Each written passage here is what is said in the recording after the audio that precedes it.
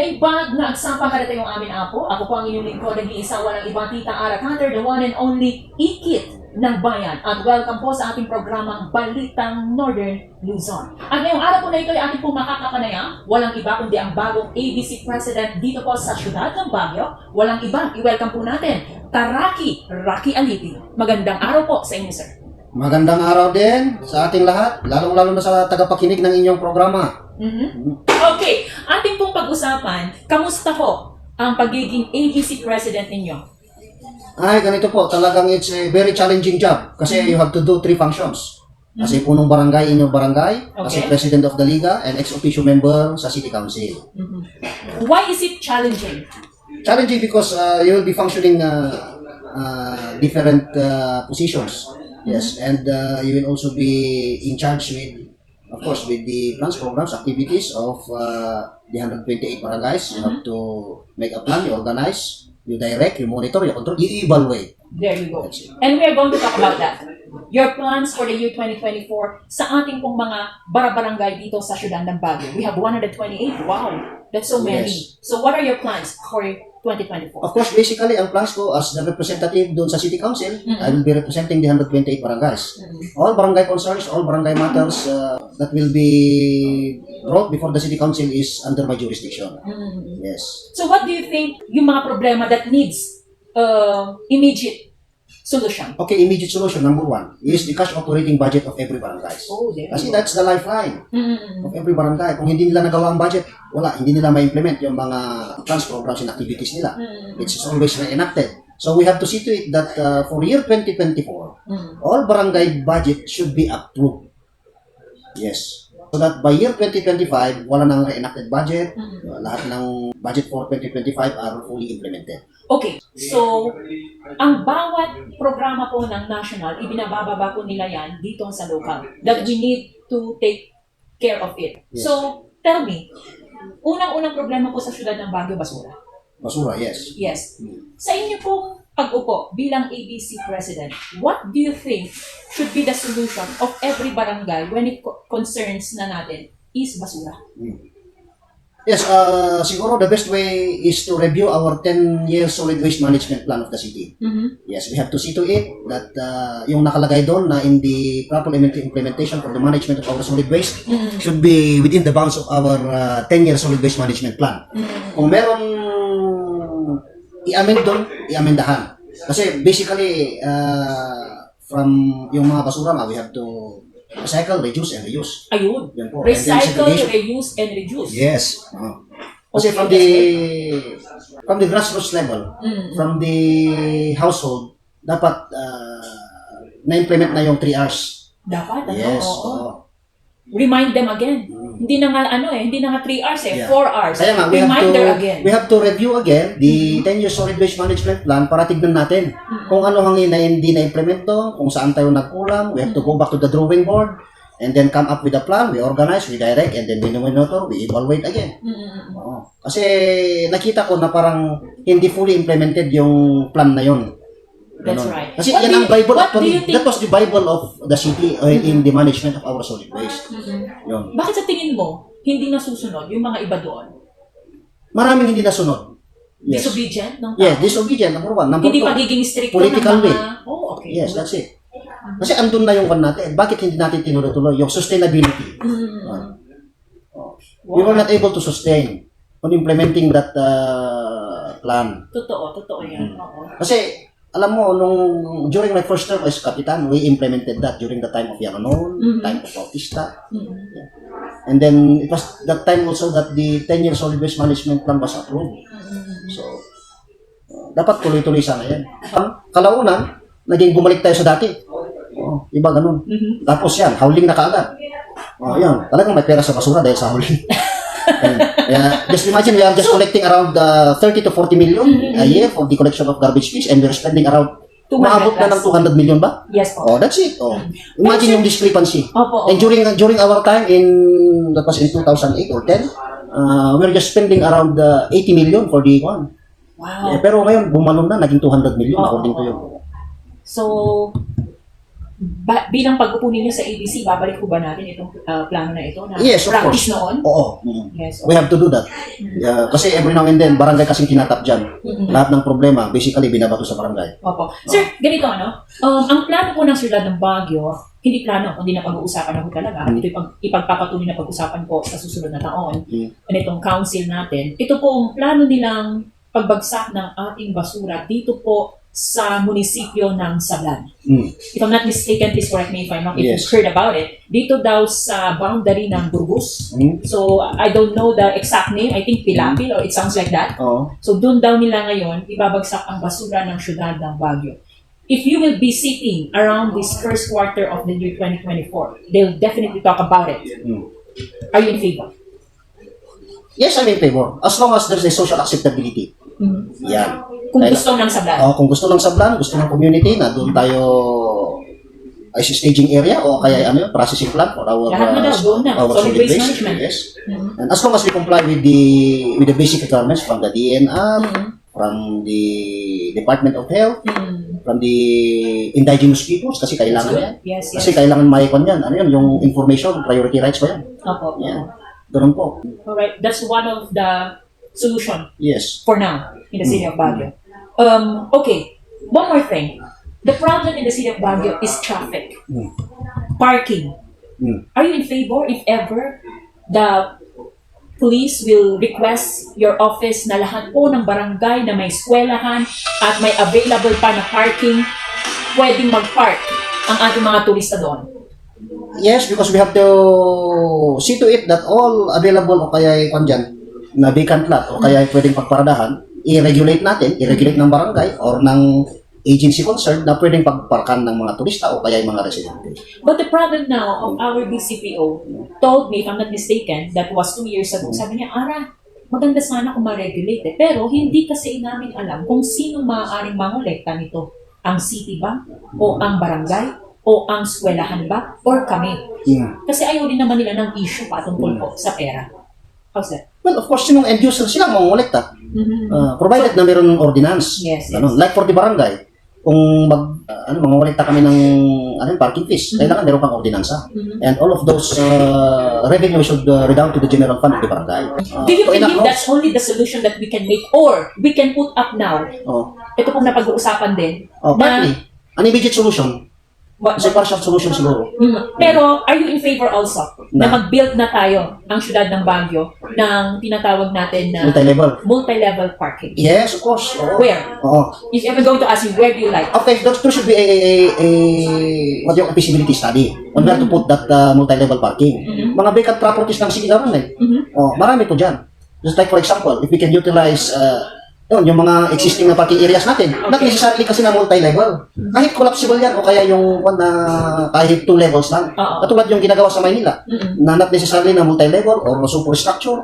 I like how you answer now, Kasi parang lahat ata ng tinatanong ko, you are in favor, Yes, of course Which is naman. good for me, kasi I myself is in favor of it, So, like for example, doon sa parkingan area in between Harrison Road and Athletic Mall, sa May City High area. Yes. Hanggang ngayon hindi pa spalted. Bato-bato pa rin and we are collecting more than 55 and depende sa oras ng pandon. And yet, ang pangit. Ang sanitary pa kahit pumunta ka doon. How about if the barangay will just improve it, i-spalt nila, lagyan ng painting, and i-maximize yung area. Kasi may mga area doon na pwede pang gamitin na parking space. And the city is generating income on it. Aside from that, they can also use the vacant property in between Ibaloy and Children's Park. I know that, Hanggang ngayon, ang doon ba nakatambak yung mga carnival, dapat yung i-develop na. Kasi imagine ang pumupunta influx of tourists, mga visitors natin dyan sa Burnham Park. Kasi yan ang showcase natin Burnham Park Yes.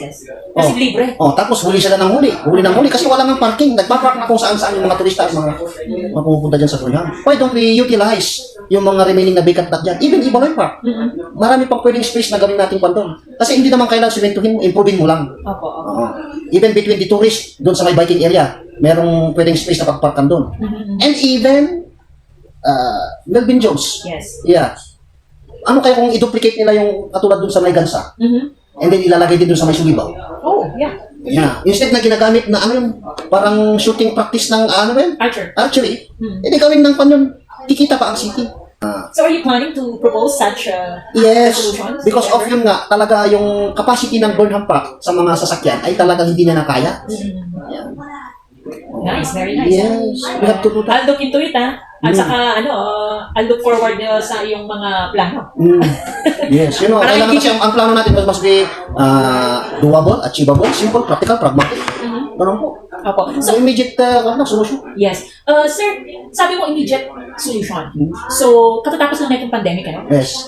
So far, ang dami-dami pa rin virus na nagsisilabasan lately, ano? Na binabalita po sa mga social media, sa mga tri-media, when it comes to health naman. Okay, when it comes to health, very ready talaga ang barangay. Because meron kaming team. Meron kaming barangay health worker, meron kaming barangay nutrition scholar, at meron kaming barangay nutrition action officers. Kompleto po yan. Kailangan we have to patatagin namin yung mga health workers namin. In what way? In one way, of course, we have to compensate them. Well, kasi may binibigay ang barangay. At aside from that, meron din binibigay ang city. So, ang propose namin ay dapat hindi lang isa o dalawa, dapat lahat ng mga health workers natin dyan, mayroon din sanang binibigay ang city. Kasi kakarampot lang ang pondo ng barangay. Kung tutusin mo. And yet, tignan mo ang trabaho nila. Always minomonitor kung mayroong problema ang city towards health, ang tinatap barangay, ang tinatap ng mga barangay, itong mga sundalo namin. Itong mga soldiers namin sa barangay, mga health workers namin. Okay. Plano ba ulit natin na gumawa ulit ng ordinansa naman patungkol dyan? Yes, of course. Yung isang part ng pan namin na dapat bigyan din ng subsidize yung mga other health workers namin, other volunteers namin. Kasi for example, sa barangay, binibigay lang namin sa kanila is parang stipend o parang kodora kayo. Oh, I see. Sa city, o dapat sa city, meron na silang binibigay sa mga barangay health workers natin. At sabi nga nila, sir, sisipag ang isang tao kapag meron namang bigay ng konti. Oo naman. Ganun talaga. Oo, tamang-tama ko. At aasahan ko ang ordinansa na yan, sir. Oo, Parang binigyan na kita ng dalawang ordinansa. Oo, tama. Yan. Okay, so let's talk about also na pag-usapan na natin ang basura, pag-usapan na natin ang traffic and parking, pag-usapan na po natin ang health. Let's talk about naman po yung sustainability of food on your area sa bawat barangay po. Na pag-usapan or na ipasa na ng council, ito pong pag-put up ng satellite market, ano? Do you think this will be effective? Hindi kaya na maapektuhan naman po itong mga grocery and market natin and our city public market itself. Sa tingin nyo, may epekto po ito sa gagawin na proyektong ito ng ating syudad? Yes, very positive po yan.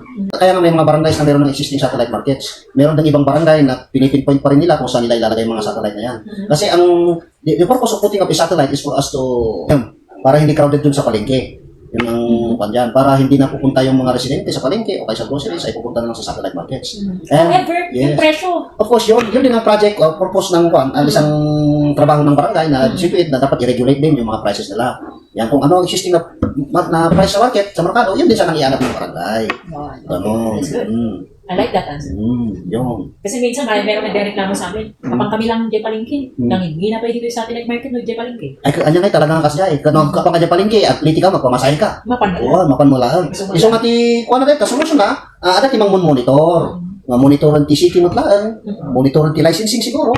Kasi they cannot operate also without a proper business permit. Exactly. Legal business permit. Yes. Okay. May issue ang syudad ng Baguio with regards sa redevelopment in the city public market. Sa inyo po? Sa akin, Yes, sir. Yeah. On your opinion? my opinion. Personal, Okay. are you in favor of developing the city public market? Yes, I'm in favor. Yes. Okay. If you are in favor, so you are in favor of someone who will build the market as a mall? I'm in favor of Or the mall system. The mall system. Bakit?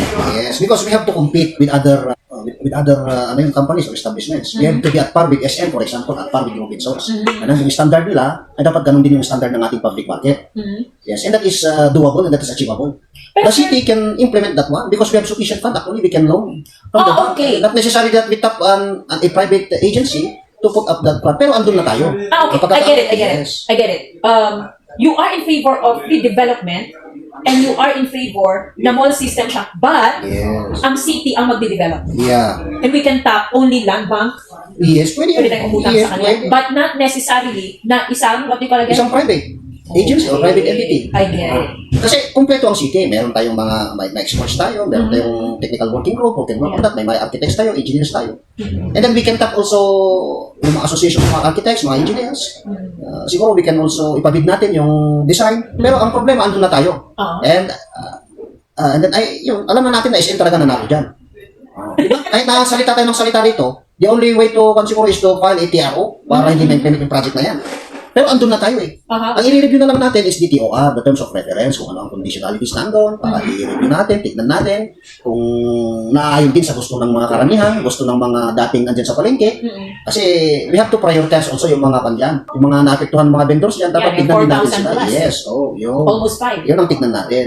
Pero kung pwede pang sigurong kanyan, possibility of terminating our contract with SM so that city will flood. We will talk with the existing cooperatives order, di ba, Marbenco, and ano pa yun?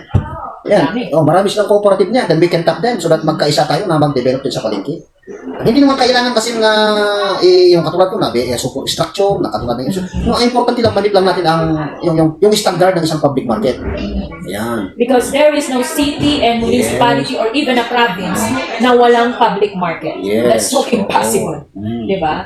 Parang wala pa ata akong nakita. Kasi yung Swiss Challenge, pwede natin yung Swiss Challenge, yung kan ng SM na yan. Yan. Kasi andan niya ang plano, pwede natin i-adapt yan. Opo. Kung open pa sa Swiss Challenge yan. Kasi pag mas maganda kung tayo mag-i-implement yan, we have to see to it kasi na meron tayong time frame.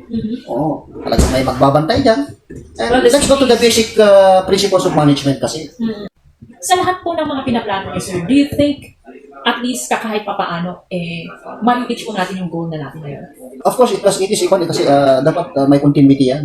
Kung ano yung dating ginagawa ng isang ABC, isang leader, ay dapat yun ang tuloy-tuloy. Lalo na kung effective naman. Yes, ganun. Kung anong programa ng city na maganda, ituloy natin. ituloy natin.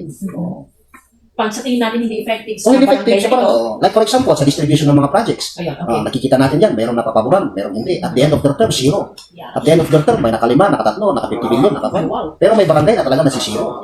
It is because palakasan yan.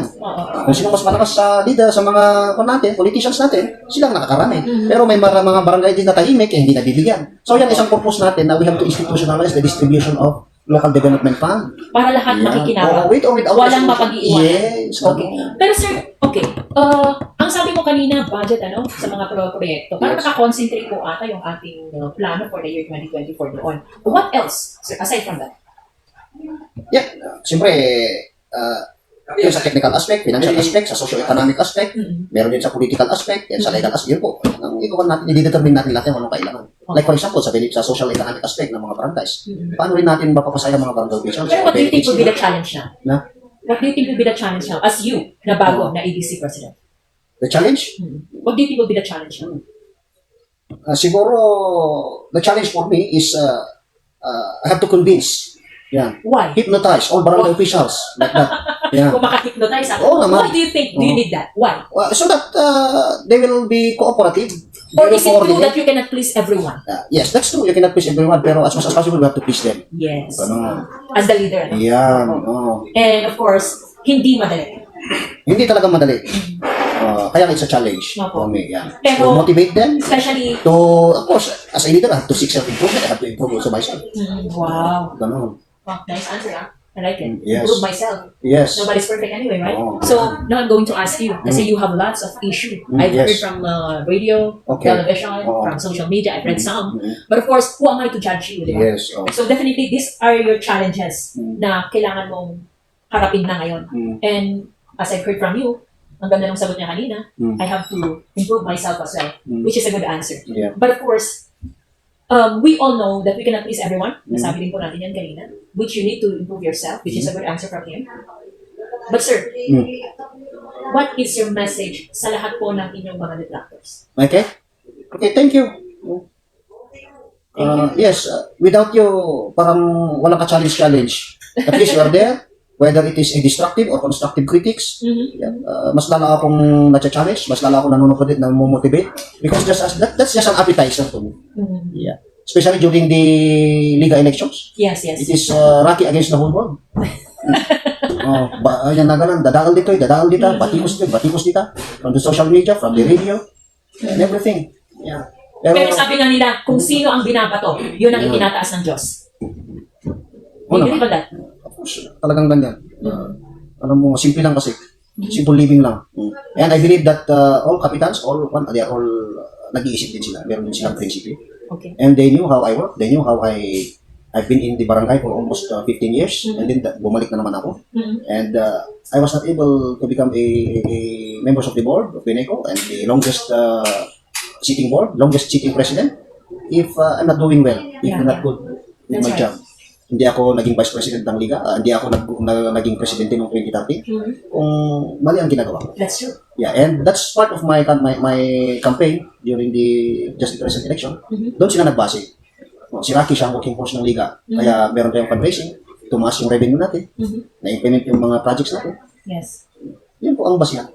And congratulations for that. Yes. At maraming salamat din po sa lahat po ng mga nakikinig at nanonood ngayong araw na ito sa atin. Halimbawa, meron po kayong natutunan na maaari pong i-apply sa inyong sarili o hindi naman kaya ay ma-share po sa inyong kapwa. Ako po ang inyong lingkod, nag-iisa walang iba, Tita Ara Cutter, the one and only Ikit ng Bayan. Dito naman po yan sa Balitang Northern Luzon. Magandang araw po sa ating lahat.